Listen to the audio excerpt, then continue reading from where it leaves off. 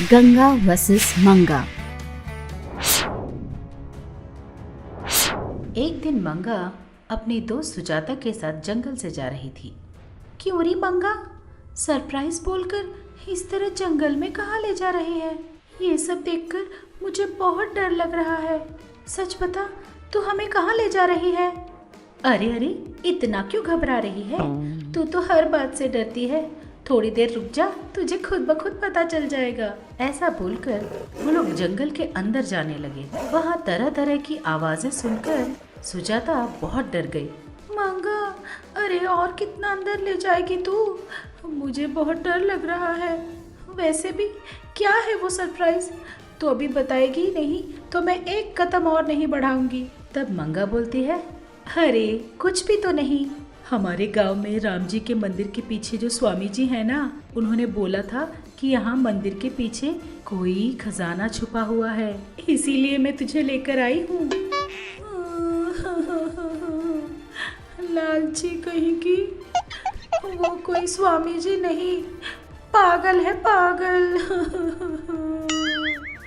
उसकी बात सुनकर तू मुझे इतने घने जंगल में ले आई।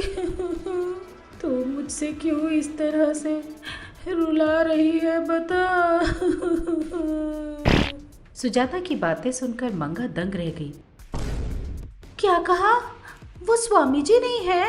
अब हम लोग क्या करेंगे सुजाता? तू उल्टा मुझसे क्यों सवाल कर रही है? चल जल्दी से यहाँ से चलते हैं। मैंने सुना है कि इस जंगल में भूत और बहुत सारे शेर भी हैं। इस तरह दोनों घर वापस निकल जाते हैं। तभी अचानक उन्हें एक लड़के के रोने की आवाज सुनाई देती है।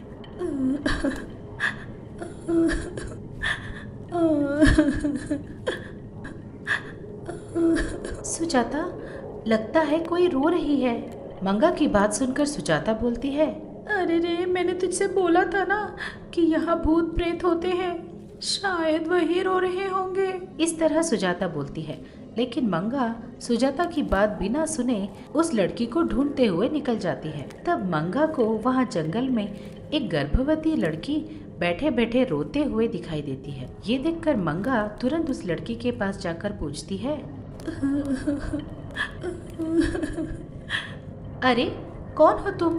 यहाँ बैठे बैठे अकेली क्यों रो रही हो? इस तरह मंगा सवाल करती है। तब वो लड़की बोलती है, दीदी, मेरा नाम सीता है।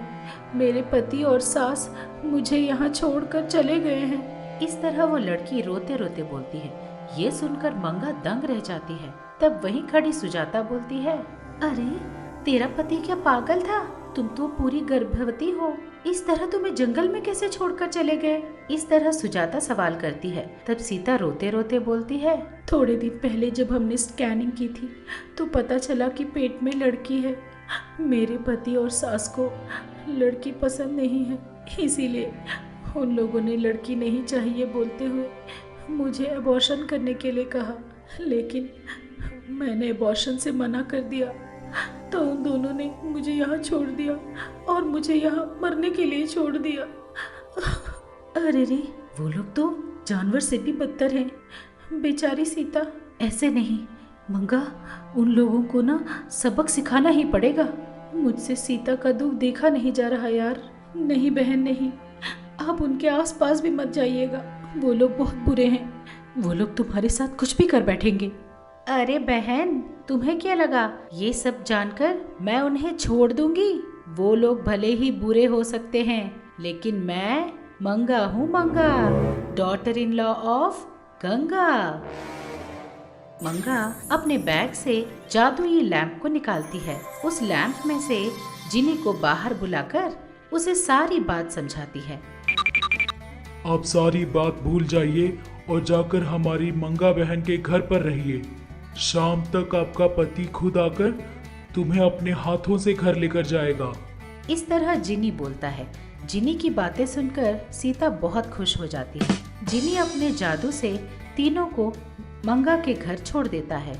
जिनी सीता को एक बिस्तर पर सुलाकर मंगा को एक डब्बा देता है और बोलता है, मंगा बहन, आप लोग यहीं ठहरिए, मैं जाकर उन लोगों का खबर लेता हूँ। वहाँ जो कुछ भी हो रहा है वो सब कुछ आप यहाँ बैठकर इस मैजिकल बॉक्स में देख सकती हैं। ऐसा बोलकर वो तुरंत सीता के घर निकल जाता है। वहाँ घर पर सीता की सास और पति आराम से बैठकर स्नैक्स खाते हुए टीवी देख रहे थे। तब जीनी उन लोगों के टीवी में घुस जाता है, जिसकी वजह से टीवी में चल रहा प्रोग्राम बंद हो जाता है। ये देखकर दोनों दंग रह जाते हैं। जमीन हिलने लगता है। ये सब कुछ देखकर दोनों डर के मारे कांपने लगते हैं। तब उस टीवी में से जीनी बोलता है, एक गांव में सीता नाम की लड़की रहती थी। वो बेचारी पेट से थी। उसके पेट में पल रही थी लड़की।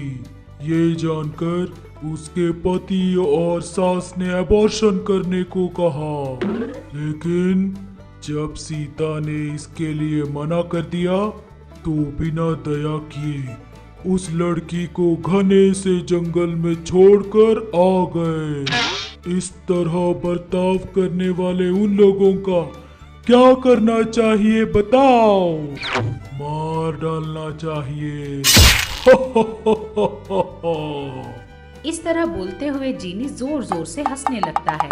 ये सब सुनकर दोनों डर जाते हैं और सीता का पति बोलता है, मामा, ये हमारे बारे में ही बोल रहा है। हाँ बेटा, चल यहाँ से भाग जाते हैं। इस तरह भागते भागते दोनों का पैर फिसल जाता है और दोनों अलग अलग नालियों में गिर जाते हैं। उन दोनों के ऊपर कहीं से अचानक मिट्टी गिरने लगती है। तब जीनी उन दोनों से कहता है, जैसी करनी वैसी भरनी। ये मिट्टी तुम लोगों पर डालकर मैं तुम दोनों को यही जिंदा गाड़ दूंगा। इस तरह जीनी उन दोनों पर मिट्टी डालता रहता है। वो दोनों बाहर निकलने की बहुत कोशिश करते हैं, लेकिन वहाँ पड़े एक रस्सी की मदद से दोनों वहाँ से बाहर निकल जाते हैं। लेकिन जब दोनों बाहर निकलकर देखते हैं तो उन्हें पता चलता है कि उनके हाथों में फांसी का फंदा था। उसे देखकर दोनों फिर से डर के मारे चिल्लाने लगते हैं। तब जीनी उन लोगों से कहता है, जो लोग भी लड़की को पेट में ही मार डालना चाहते हैं उन्हें फांसी दे देनी चाहिए, और इसकी शुरुआत तुम दोनों से ही मैं करने वाला हूँ। ऐसा बोलकर जीनी उन दोनों को अपने जादू से हवा में उठा देता है। इससे दोनों बहुत घबरा जाते हैं और बोलते हैं, जीनी भाई हमें माफ कर दीजिए। हम ऐसी गलती फिर कभी नहीं करेंगे। मैं अपनी बहू और पोती का बहुत अच्छे से ख्याल रखूंगी। हमें जाने दीजिए जीनी भाई। जीनी भाई, मुझे अब अकल आ गई है। जीनी भाई, मुझे माफ कर दीजिए। फिर कभी अपनी पत्नी को मैं दुखी नहीं करूंगा। मैं उसका पूरा पूरा ध्यान रखूंगा। मैं अब भी जंगल जाकर अपनी पत्नी को अपने घर ले आऊंगा। मुझे माफ कर दीजिए। फिर कभी भी अगर तुम लोगों ने सीता को सताया तो मैं तुम लोगों को नहीं छोड़ूंगा। भूलोक में ही तुम्हें नरक का दर्शन कराऊंगा। समझ गए तुम लोग? इस तरह वो इन दोनों से कहता है। तब दोनों डर के मारे हाँ बोलकर अपना सिर हिलाते हैं। तब जीनी सीता के पति से बोलता है, तुम जाओ और सीता को अपने घर ले जाओ। जाओ, वो अभी जंगल में नहीं है, मेरी मालकिन मंगा के घर पे है। जाकर संभाल कर उसे घर वापस ले जाओ। ये बात सुनकर सीता का पति दौड़ते हुए मंगा के घर पहुंचता है। वहां जाकर वो अपनी पत्नी सीता को अपने हाथों से उठाकर अपने घर ले जाता है। ये देखकर सीता बहुत खुश हो जाती है। सीता को खुश देखकर मंगा, सुजाता और जीनी भी बहुत खुश हो जाते हैं। मंगा आंगन में पेड़ों को पानी दे रही थी। तब एक आदमी रास्ते में ढिंडोरा पीटते हुए वहां से आया। सुनो सुनो सुनो, हमारे गांव में डांस कंपटीशन होने वाला है। उसमें जीतने वाले को 10 लाख का इनाम दिया जाएगा। इस तरह ढिंडोरा पीटते जा रहा था। ये सुनकर मंगा बहुत खुश होती है और वो मन ही मन सोचती है, क्या कहा, 10 लाख रुपए? जल्दी जल्दी डांस सीखकर किसी भी हालत में ये कंपटीशन मुझे ही जीतना होगा। इस तरह मन में सोचकर वो तुरंत घर के अंदर जाकर YouTube में लर्न डांस इन 1 डे करके टाइप करती है। तब दुर्गा राव का वीडियो आता है। उसे देखकर मंगा, अरे ये तो हमारा दुर्गाराव भाई है, तुरंत इनका वीडियो देखकर मैं भी डांस सीख जाऊंगी। ऐसा सोचकर वो वीडियो प्ले करती है। इस तरह यूट्यूब में वीडियो देखकर डांस सीखना शुरू करती है। तभी मंगा का ससुर उसके घर आता है। ससुर को आता हुआ देखकर मंगा उस वीडियो को तुरंत पॉज करके मन में सोचती है, छी छी, इन्हें भी अभी आना था क्या? वो मन में सोचती है। तब मंगा के ससुर बोलते हैं, अरे ओ बहू रानी, जरा जल्दी जल्दी खाना लगाना, बहुत भूख लगी है। वो मंगा से कहता है। ये सुनकर मंगा तुरंत अंदर जाकर ससुर के लिए खाना परोसती है और उन्हें खाना परोसते वक्त वो अपने डांस का गाना याद करते हुए अपने सीखे हुए स्टेप्स याद करती रहती है। पायलिया हो, मेरी पायलिया हो। वो गाना गाते गाते अचानक जोर से अपना हाथ हिलाकर हाथ में सांबार के बर्तन को पूरा अपने ससुर के ऊपर उंडेल देती है। गरम गरम सांबार की वजह से मंगा के ससुर का जलन से बुरा हालत हो जाता है और वो जोर जोर से चिल्लाने लगता है, बाप रे बाप, बाप रे, बहुत जल रहा है, हाय राम, अरे रे, मैं तो मर गया रे। अरे अरे ससुर जी, माफ कर दीजिए, मैंने ध्यान नहीं दिया ससुर जी। और वो तुरंत ससुर पर ठंडा सा पानी डाल देती है। तब उस ठंडे पानी की वजह से उनका जलन कम होता है और मंगा के ससुर चैन की सांस ले पाते हैं। तब मंगा के ससुर बोलते हैं, ये सब क्या था बहू? बाप रे, तुम कहाँ थी? तुम्हारा ध्यान कहाँ था? तुम्हें अचानक क्या हो गया था? ये गाने का क्या चक्कर है बहू? तब मंगा कहती है, वो ससुर जी, गांव में डांस कंपटीशन होने वाला है। मुझे बचपन से ही डांस करना खूब पसंद है। किसी भी तरह मुझे इस डांस कंपटीशन में भाग लेना है ससुर जी। वो कहती है। तब मंगा का ससुर कहता है, ठीक है, जो हुआ सो हुआ, थोड़ा देखभाल कर प्रैक्टिस करो बहू। उसने कहा। थोड़ी देर बाद मंगा फिर से गाना चलाकर फिर से प्रैक्टिस करना शुरू कर देती है। तब वहाँ गंगा बाहर से आती है। गंगा मंगा को डांस करता हुआ देखकर सोचती है, अरे ये क्या, ये सब क्या हो रहा है? ये ऐसे कूद फांद क्यों रही है? इसे फिर से क्या हो गया? चलो कोई बात नहीं, उसे जो करना है वो करे, मुझे इससे क्या। ऐसा सोचकर वो मटके से पानी पी रही थी कि तभी डांस करते हुए मंगा का पैर फिसलकर वो गंगा पर गिर जाती है। तब दोनों का बैलेंस बिगड़ जाता है और दोनों जाकर मटके पर गिर जाती हैं। मंगा की करतूत से गंगा को बहुत गुस्सा आता है। तब वो बोलती है, अरे कलमुही कहीं की, क्या हो गया है तुझे? आकर मुझ पर ही गिर गई। वैसे भी ऐसे कूद फांद क्यों रही है?